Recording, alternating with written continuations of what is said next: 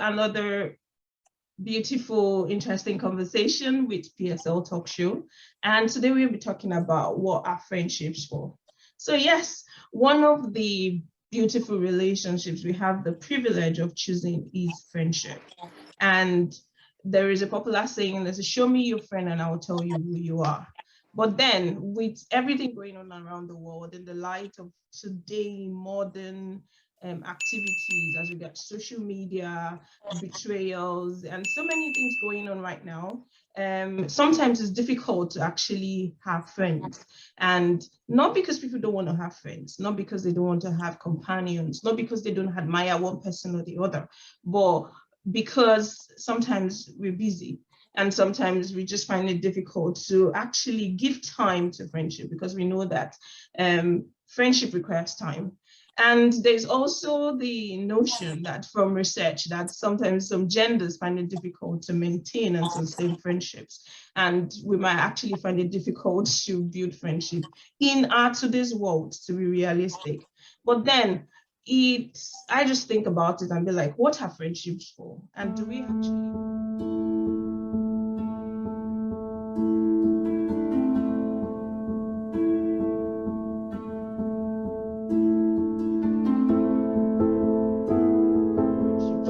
And do we actually know the reason why we need to build friendships? My question will go to Muchirayo first. And thank you, Muchirayo, for joining us today on this conversation, what are friendships for? And I would like to ask, what do you think of friendship? First of all, I would like to thank you for this opportunity. In my own opinion, I think friendship is one word that has a lot of advantages than disadvantages. Friendship actually brings a lot of things to our life. There is a particular place I so much love in the Bible where it's actually a story. It's a story about Solomon and David. I mean, this Solomon, Saul. I mean, Jonathan. Yeah, that's my person. Jonathan and David. How David and Jonathan became friends, and Jonathan loved David so much to the extent that Jonathan even wished David better than he wished himself. That's a perfect example of friendship according to God's word. And at the end, I will just throw that question to you, Debola. So, what do you think about friendship? Friendship is, for me, it's a mutual bond. It's not a one-sided thing. If you have a friend, then your friend should also see you as a friend. And then for most people, friendship is just basically someone that makes you happy, someone who is there for you at all times. But in my opinion, I think there's a lot to having a friend than just someone that makes you happy and someone that is there for you all the time. I feel when you have a friend at a particular stage, you start seeing that person as your family. Mm-hmm. Like it gets that tight that you don't just see them as your friend anymore. You see them as your family. You can basically tell them everything that happens. They should. Okay, another thing I would say is if, for example, maybe something good just happened, mm-hmm. and then you go to tell your friend about it, and maybe possibly something good is not happening to the friend, but then as your friend, the person shouldn't feel bad that, oh, only my friend is enjoying and I'm not enjoying, that kind of thing. Your friend should be able to share everything with you. Yes, they would have their own personal life, but then they should be able to share both your good times and your bad times with you. Yeah, I actually agree with you. So what you're saying in essence is that when it comes to friendship, there's no need for envy and jealousy. Remember that conversation we had about jealousy? But then sometimes I've had situations and I've learned, I've also seen experiences like of different people whereby they have been friends for a long time. But like obviously everybody cannot grow in the same rate, at the same rate. So, but then there comes to a particular point in time whereby one person might be growing so fast, or maybe not necessarily so fast, but is doing well, and the other person is still like not there. How do you, or let me put it that way, let me put it this way. Have you been in that situation whereby you felt like, let's not even make it look like you're the one ahead, you're the one behind, so to say? And how did you feel with your friends, amongst your friends? And that's, To be honest, happened. I felt bad. To be very honest, I felt bad. But then at a point, I just made up my mind that if something is meant to be, it would be. Mm-hmm. And then because my friend is in a particular position where I'm not, and I'm maybe far behind, doesn't mean I should hate that person or not be that person's friend again. Yeah. There'll be a point where I would also get to that stage. So it's not something I have to rush or feel bad about. Mm-hmm. So that was basically it for me. Yeah. So another question I would like to ask is, have you ever thought that you don't need a friend? Yes, I have. Why? Plenty time. Why would Because you? for me, at times there are some friends that are just extra stress on you. It's like they don't motivate you in any way. They're just there for the title, like, oh, I'm Debola's friend. Why are you Debola's friend? Is it because you work with Debola, or you talk to Debola, or you eat with Debola, or the obvious things? It's not like I can meet them to talk to, let's say, for example, you have a friend and then you want to tell the friend about something bothering you, and then after you've explained everything, complain, and person is just like, oh, sorry, everything will be fine, like, and that's it. The person doesn't see any other need to maybe encourage you or show you ways you can actually improve in that kind of thing. So at a point I was just feeling like, for me, any friend that doesn't motivate me is not my friend. That's how it has been for me. If you can't, that's harsh though. That's harsh if you because can't motivate sometimes, me, but they will hold on. But I think that's harsh because sometimes maybe I would say maybe it's a personality issue, but because sometimes maybe all you need is just everything will be all right. There are times that that's all you need. Like, it's not all the time that our friends will be able to solve our problems, because there are problems that not even our family members can solve, that maybe it's only God that can solve them. So maybe all they can say is, sorry, everything will be all right. Like, God will take control. But then, does that make them less of a friend? Honestly, I'm very sure somebody's thinking the way you're thinking right now, but does that make somebody less of a friend just because they can't solve your problem at a particular point in time? Not exactly. But in a situation where you know that this person can help you with something, like they can do it, like it's something it's something you've seen them assist other people with, and then when it comes to your turn, it's just like, oh, sorry, everything will be fine. Yes, I know everything would be fine. No, and you need to cite an example.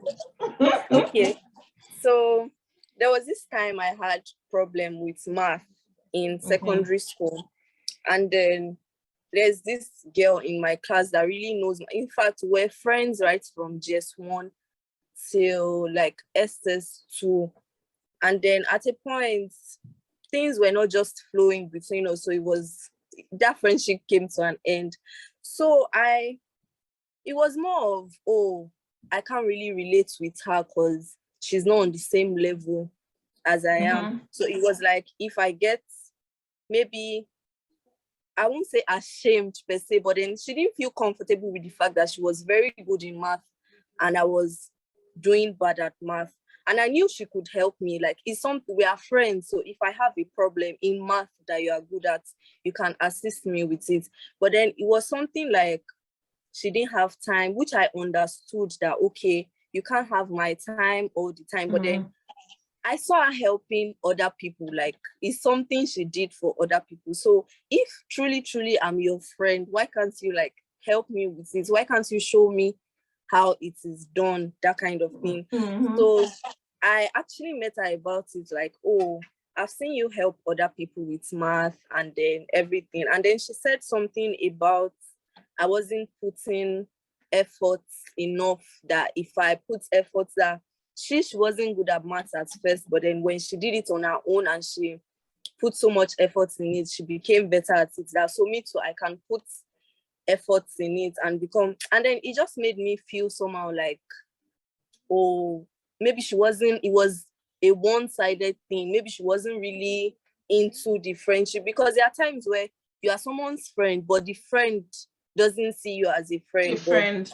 They just work with you, they talk to you, but deep down, they don't really see you as a friend. So that was how it was basically. Yeah, I understand your point, but could it also be that, you know, sometimes in friendship, there's always an edge that one person has over the other.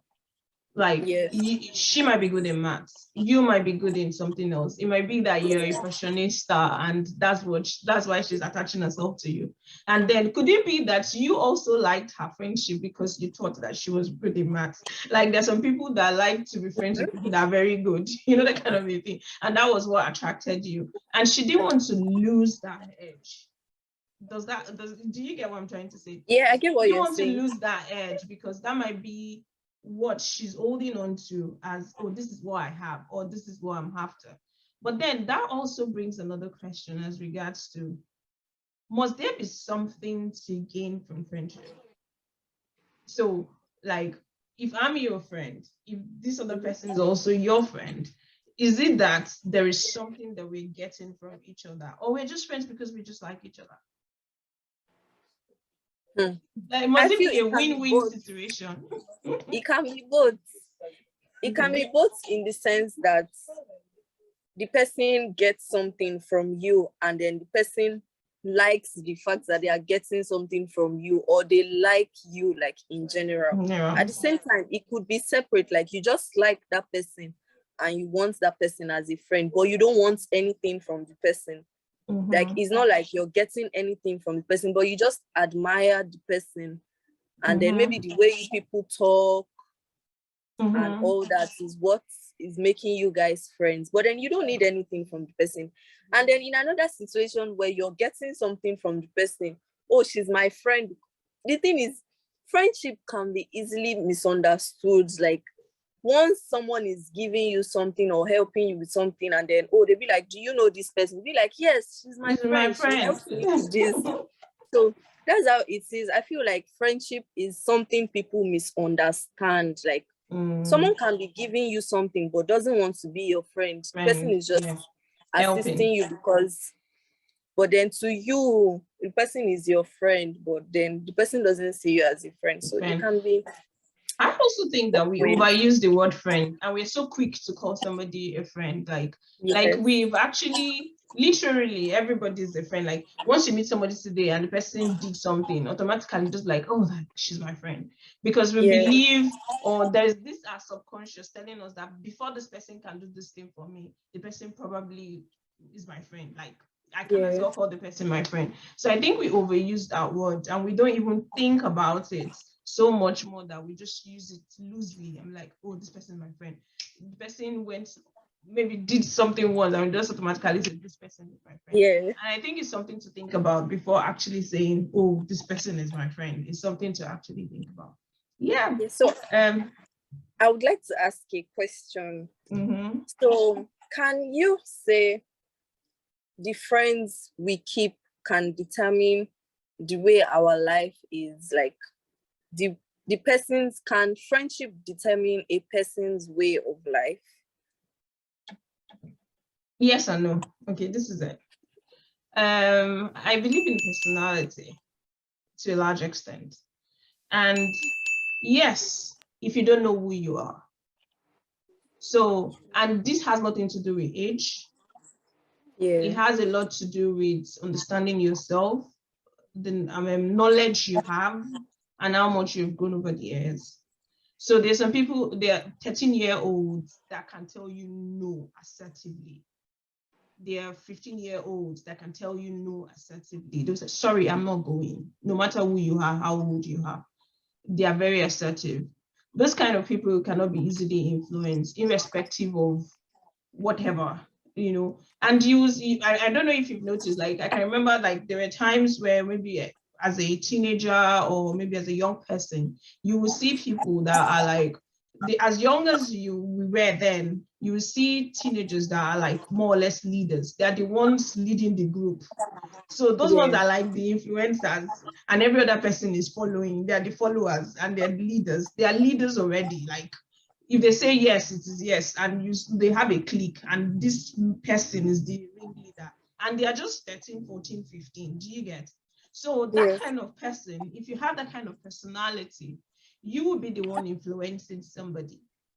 So you are the one dictating the pace. You are the one telling them what to do or what not to do. You are the one. So that kind of person is the determining factor. Yeah. That kind of person can easily influence. But if you have the personality of a follower, if you don't know exactly who you are, if you're still confused, it could be parental issues. It could be that you don't read a lot. You don't have knowledge about some certain things. So whatever it is, in that aspect where you have less knowledge, let's talk about knowledge first. In that aspect where you have less knowledge, if somebody says go, you probably go, because you think that this other person, if you have a friend that you feel like, oh, is more knowledgeable in that aspect, let's speak like dressing. You know, at secondary school, when you're in secondary school as a teenager or even a young person, in your 20s or something, if you're looking up to a particular friend, like you're like, this one, she's a fashionista. Like, anytime she dresses up, she looks good and everything. If she says, don't use this kind of makeup, use this kind of makeup, you probably trust the judgment.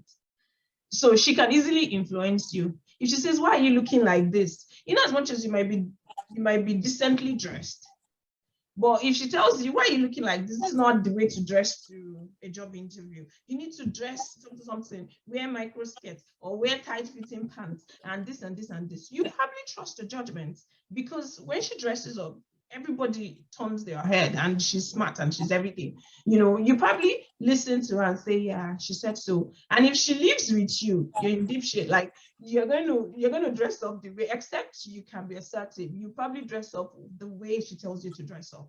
And she'll probably dress you up.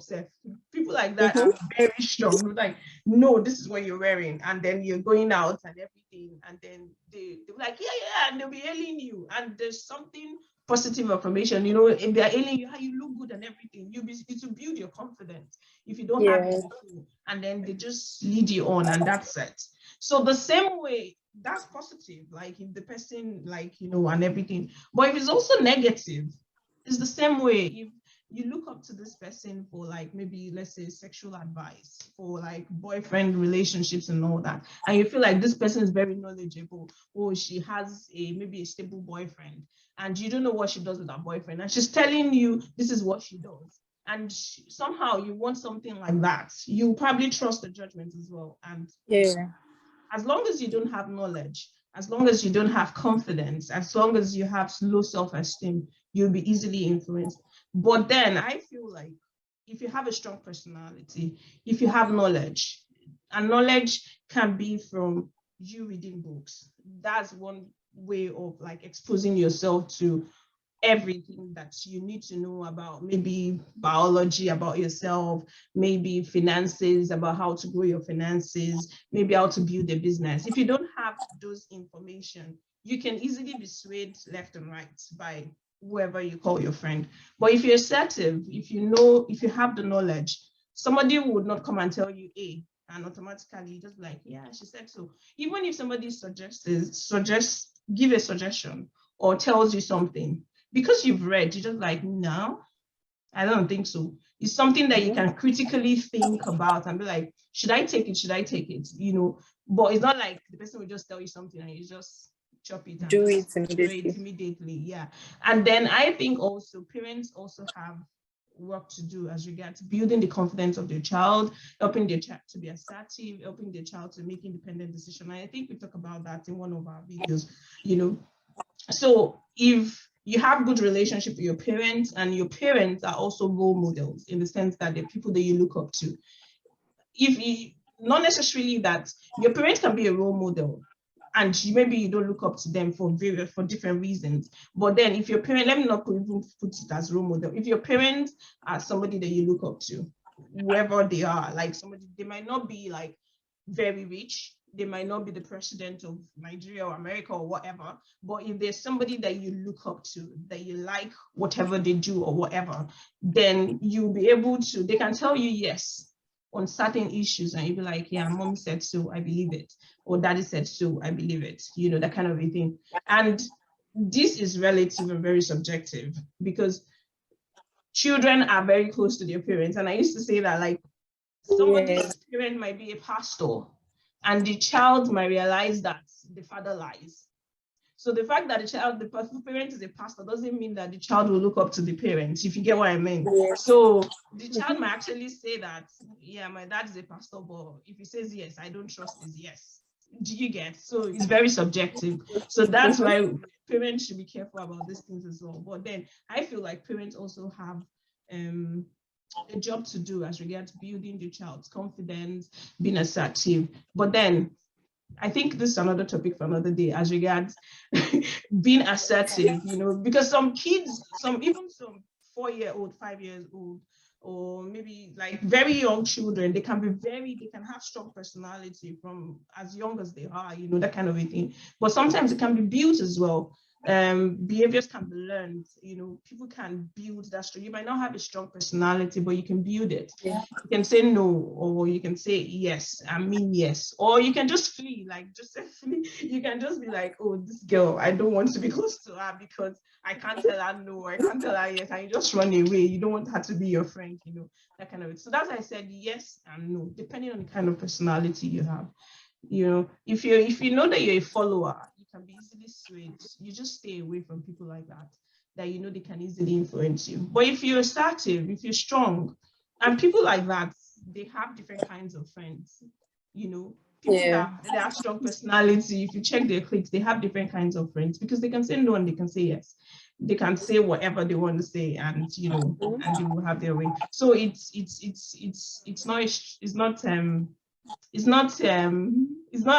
no absolute answer. It depends on the kind of person you are.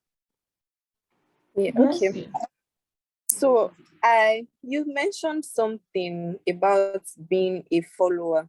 Mm-hmm. Like if you're a follower, you should avoid certain types of friendship. So I wanted to ask this question earlier, but then as you said that, so if, for example, you're in a friendship and then you really, really like the person and you don't want to lose that friendship, but then there are certain things they make you do. Like there are certain things you have to do, and here, let me put it like that, to be the person's friend. Do you have to keep enduring these things so you can be in the friendship, or you would rather lose the friendship and be on your own? I don't know if what I'm saying makes sense. I think what you're saying makes sense, but the question is, what are they trying to make you do? Maybe for example, things you don't do. Maybe you don't drink, you don't dress in a particular kind of way. But then to be in that clique, more of a clique, you have to do those things. They'll see you as someone who doesn't fit in their clique if you don't do those things. So would you rather do those things and then keep the friendship, or? I would say that, what do you have to be in that clique? What does that friendship mean to you? And what are your own values? Why have a friend whose values are different from yours? If you get what I mean. So if what they are doing is contrary to what you stand for or whatever you do as a person, because I believe that, okay, one of the privileges we have, your family, you don't choose. You just wake up one morning and you're born into it. But one of the things that you can choose for yourself is the kind of friends that you want. You can choose your friend. Do you get? That's one power you have. So I can decide that I want Debola to be my friend. I can decide that I want this person to be my friend. I'm choosing you. So it means that we have certain things in common. It means that I like the way you do things. So is it that you like the way they dress and you want to dress that way? Or is it that you don't like the way they dress? Or there's an aspect that you like about this clique or this particular person? And you can be a friend to someone in that clique and not necessarily be in that clique. Yeah. You guys just have times when you talk and chat and do all those stuff. I've been in friendships like that. Like there is a reason. There are different kinds of friendship. There's a reason why you're this person's friend. So this person comes to you when they are in this kind of problem, or they just come to you for advice on certain things, or when they need to learn maths, just like you do with your other friend. And there's this other friends that you go to when you need advice on dressing or something, or that kind of a thing. So you can have clique of friends like that. You don't have to be in a clique. Really, you don't. You don't. I believe that you don't have to be in a clique. So you can be your own person. As long as, yeah, you can be your own person and do your own thing. But honestly, don't give out your power. You have the power to choose who your friends are, who you want to be close to you. You have the power to choose that, and don't throw it away. Not just because of, I don't know, for whatever it is. Yeah. So you can be your own person. I don't know if Chiraya is there before we do our closing remarks, if she wants to say anything. Yeah, so sorry about that. Thank you so much. Yeah. I actually sent a chat since that I'm back. Okay, that's fine. So if you just give us concluding remarks as regards what do you think about friendship, and have you ever been in a situation where you felt that you don't need a friend? Okay, I think friends actually, our friends are supposed to show us some things that we don't really know about ourselves. That's the way I actually see friendship. There are some qualities that you actually have that you may not know, but a friend is supposed to point out those things in you. Like you said, that we could not choose our family, the family that we came through. We didn't choose our siblings, but it's the most interesting thing about friendship is that you can actually choose your friends, and you can make it a deliberate effort. Like, okay, I came from a particular family. There's some things that I so much desire that, okay, I wish I could be born in the family of so, but God destined it this way. You can consciously choose your friend to fill in those gaps for you.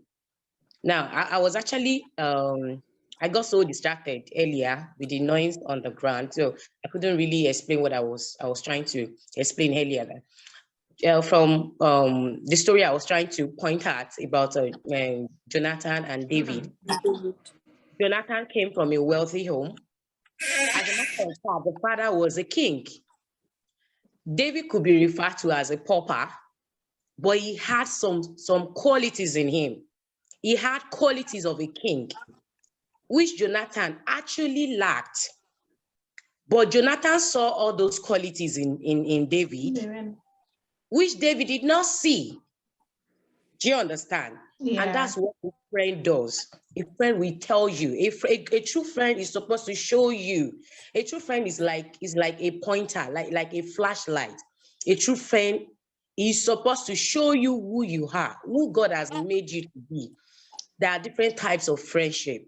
Like Adebola said, that most times we call those that are not friends, we call them friends. There are some people that we call friends today that they are just mere colleagues. Some are neighbors.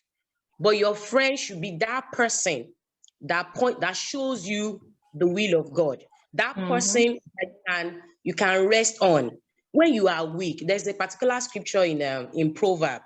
I so much love that scripture. The Solomon actually said that a man, I've forgotten the particular translation, he said, a man that has no friend, when he's faced with life challenges, is doomed. That means when you are faced with challenging situations of life, you need your friend as support. This morning, I made a call through to a friend that has been having marital issue, a guy for that matter. And when we started talking, he got to a point that he was about to cry. Now, ordinarily, this person might have been showing big guy to his family members. You can decide not to actually show your family members how deep the wound is, but you can actually show your friend how wounded you are. So the topic we're discussing is a very important one. And because you've had, one has had bad experience when it comes to friendship, doesn't mean that you should not invest in friendship. True. Because somebody cannot offer you money today, doesn't mean that he's a bad friend. It may just be like Jonathan David kind of relationship. Sure. Maybe you are the David at that time, and the other person is the Jonathan at that time. True. Because when you look at that story over time, the narrative actually changed. True. David found himself in Jonathan's situation, but True. Jonathan must sustain that relationship. Maybe Jonathan will have lived longer if he still stay in that relationship, because he went and he mingled with Saul and got married to Saul's, who was in royal family too with him. He got distracted and he died. The Bible says he died.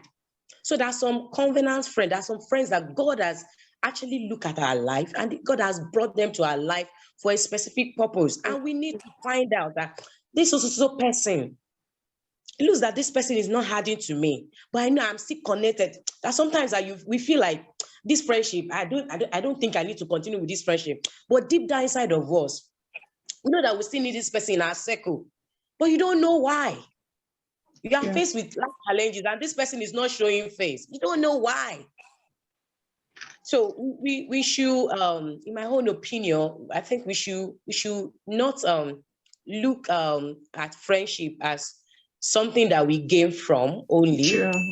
Look at it as one of the plans of God to make sure we have a fulfilled life, a balanced life. So many people commit suicide today because they have nobody to live. They have no friends. So that's what I just want to say, that you don't write off any. Thank you so much. Yeah. Thank you so much. Thank you so much. And